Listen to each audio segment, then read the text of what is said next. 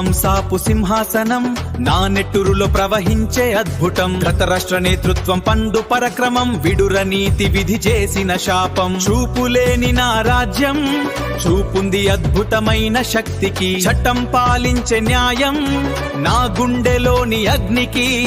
ఏక ఛత్రం నా కుండలి నా కుండలి.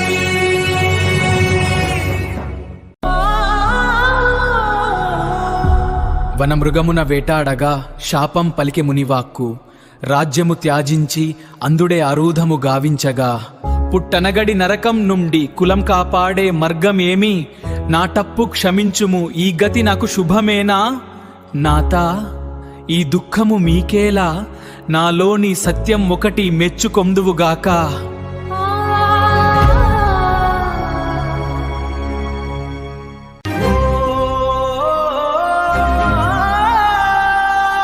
హస్తినాపుర సింహాసనంపై పండురాజు కథ వినుడి. కుంటి ప్రేమను గెలిచిన రాణి మనస్సు కలిసిన బంధమడి. మద్రివేరు శల్య దేశపు బంధం విలువైన వస్తువు ఆమె.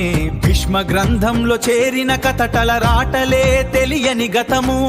ఆరతపు అడుగులు శోక గీతం పాడే చరిత్ర సాక్ష్యంగా.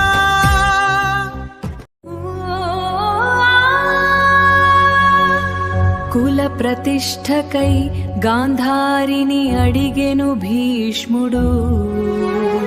100 మంది వీరుల వరం కురువంశ బలంకై.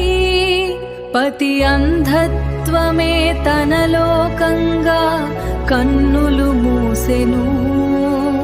ఆ త్యాగమే రేపటి మహాభారతానికి నాంది. ఓం శాంతి. మంత్రం దొరికింది కదా అని పాండురాజు గుడ్డిగా ఏ దేవుణ్ణి పడితే ఆ దేవుణ్ణి పిలవమలేదు. ఒక మాస్టర్ ప్లాన్ వేశాడు. ఎందుకంటే ఓ రాజ్యాన్ని ఏలాల్సింది కత్తి కాది, ధర్మం. అందుకే కుంతితో దేవతల్లో ధర్మాన్ని ప్రతిరూపమైన యమధర్మరాజుని ఆహ్వానించు. ఆయన అంశతో పుట్టే బిడ్డ వల్లే ఈ కురువంశానికి గౌరవుందని ఆజ్ఞాపించాడు. అలా ఒక పవిత్రమైన ముహూర్తంలో కుంతి ఆ మంత్రాన్ని జపించగానే సాక్షాత్తు ఆ యమధర్మరాజు ఒక దివ్య రథం మీద ఆమె ముందు ప్రత్యక్షమయ్యాడు.